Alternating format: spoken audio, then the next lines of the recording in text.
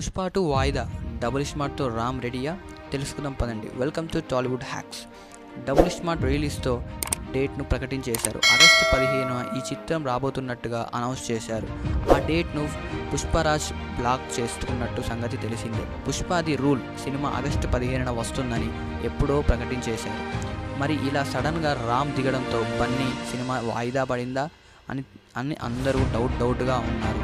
అయితే Ram double smart నుంచి ఇంతవరకు మనకి ఎలాంటి అప్డేట్ రాలేదు. కానీ ఈ మధ్యలో వదిలిన ఒక టీజర్ తప్ప ఇంకా ఎలాంటి అప్డేట్ రాకపోవడంతో అసలు ఈ సినిమా షూటింగ్ జరుగుతుందో జరగలేదో అన్న డౌట్లు కూడా వచ్చాయి. కానీ చివరకు ఈ మూవీ అటకెక్కిచ్చేశారని కూడా వచ్చింది. కానీ ఇప్పుడు మాత్రం సడన్గా డబుల్ స్మార్ట్ రిలీజ్ డేట్ మాత్రం అధికారికంగా వచ్చేసింది. ఆగస్టు 25న ఈ చిత్రం విడుదల కాబోతున్నట్టు మేకర్స్ పోస్టర్ను రిలీజ్ చేశారు. అయితే ఆగస్టు 15న ఈ తెలుగు సినిమా కూడా పోటీకి దిగదు. ఎందుకంటే అల్లు అర్జున్ సుకుమార్ కాంబోలో పుష్ప ది రూల్ రానున్నది. అలాంటి రామ్ డబుల్ స్మార్ట్తో రంగంలోకి దించారు. చూస్తుంటే పుష్ప 2 వాయిదా పడేలా ఉందని చాలామంది అనుకుంటున్నారు. అయితే ఈ డౌట్ను కూడా పూరి జగన్నాథ్ని బీట్ చేయడం అంటే మామూలు విషయం కాదు.